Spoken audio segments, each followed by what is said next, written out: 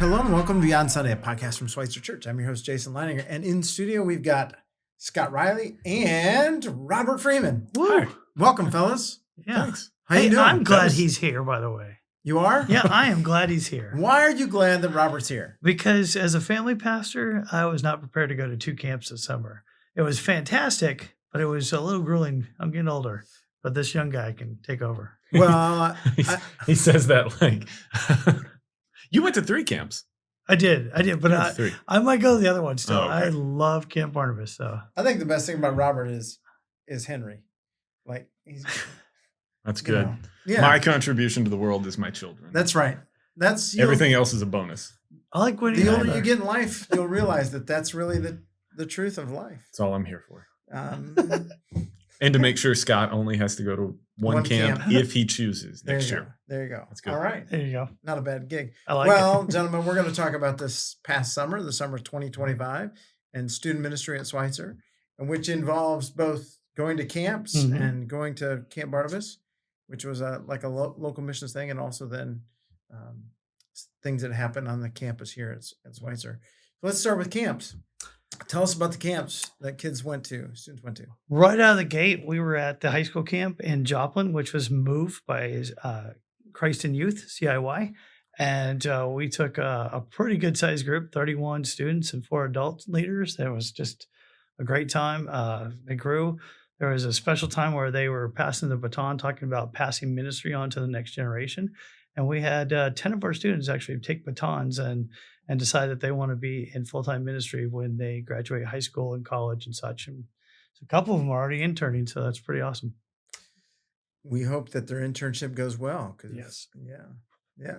You know, I talked with a parent. It's funny you mentioned that. I talked with a parent this past Saturday whose daughter is interning here. And I just said, what do you want them to get out of this? Other than, yes, we can have them go get coffee for everybody or whatever you would do with an intern. But what do you actually want them to achieve? And her parents said, I want her to see the not good as much as the good. And so when you say, we hope it goes well, I hope for all of them that they get a broad scope of what it means to be in ministry so they can have serious consideration of whether that works for them or not. And that's what our focus is daily is, hey, here's what it looks like.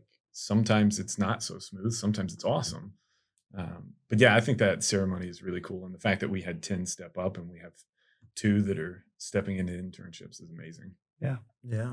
And I'm hoping to get coffee now. I didn't know we get coffee. No with this. kidding. I didn't know interns could go get you coffee. Absolutely. They can go get you coffee. I think Is your cup empty, Jason? Yeah, it is. Oh, man. It's ready for a fill up. There we go. Where's an intern? Just kidding. There at school. Okay. So what about other camps? We went 2 weeks later. We were at Camp Barnabas serving with special needs, and it was fantastic. We have a great group of 4 adults that were helping us out there. They were cabin parents is what they call them there, but our students were missionaries and barnstormers. Middle schoolers are considered barnstormers. They work in the kitchen and help out with the cabin stuff and do some different things from time to time. And then the missionaries are going to be our high school students that are serving, and they serve with their campers, helping anywhere and everywhere, helping them get up, get ready in the morning to just having a blast all the time at camp. There's all sorts of theme nights and stuff, and so they help them get dressed up for the theme nights. And you can go swimming there's a massive pool there with all sorts of ADA approved devices, so they get to play in the water. And they have all sorts of wheelchair things that you can even do a wheelchair on their zip line. So it's pretty impressive.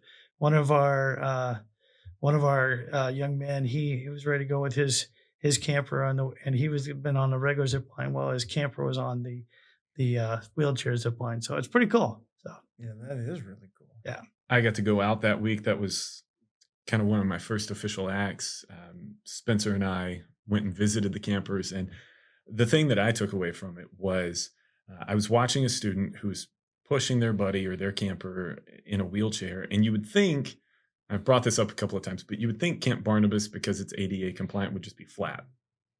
It's not. It's like rolling hills and curves and all this stuff. So undulations. There we go. I watched a student pushing a wheelchair up a hill, and you could just see it. This was Wednesday. But you could see it with that particular student and several others. They were coming to the end of themselves. Mhm. They were out of energy. They were emotionally drained. Some of them were frustrated, whatever, but they were putting on a camper focused face Yeah. with a servant mindset and a servant attitude. And I asked them for prayer requests, and it was things like that I would be enough for my camper, or that I would maintain this attitude the last couple of days.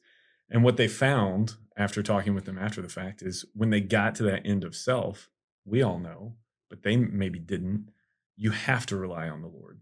The Holy Yes. Spirit has to carry you the rest of the way. And I think that's Amen. the big takeaway from Barnabas is these kids are stretched so far beyond their natural capacity, and they do so much, and it's just beautiful to see. I Yeah. loved every second I was there, and it was only Yeah. a day. And we had an amazing team. Over 20 students went, served. And a shout out to Ben, Abby, and Callie that were with me as cabin parents. They did a fantastic job. So Great. And then a third camp that you experienced was for middle schoolers, right? yes, Yeah. I got to drag him. I got to go to this one. Woo! So, yeah, I got to ride on the bus like a kid, and Charlie took me, and it was awesome. But yeah, we went to John Brown down in Siloam. Siloam Springs. It looks like Siloam. I don't know why they say it the way they do. But John Brown University, and we took 6 students, 3 young ladies, 3 young men. And I think the best part about Mix for us was there's a night where they say, if you've never expressed faith in Jesus, you've never given your life to Christ, you can do that now. If you have, Mhm. and you feel like that's something that you need to re-emphasize, because we all get to those points in life where like, I only see one set of footprints. Mm. I must have wandered away for a moment. And all 6 of our students made a decision in that moment to step forward and recommit, refocus, or commit for the first time. And it was a really cool ceremony, but Yeah, it was a beautiful. beautiful moment. Yeah. They had great conversations with us throughout the week. And I've said a few times to a few people, I had my first experience in student ministries where it was very clear a student was having their Jesus moment. Yeah. There are tears, there are questions, there Mhm. are conversations, but it was, for me, it was a super rewarding experience. So Yeah. I was glad to get to go. Yeah, we had a good time. We played in a creek. We Mm. had a blast with all the night games, and we ate good too. There was pretty good food there. It at was John solid Brown. by camp standards. Yeah.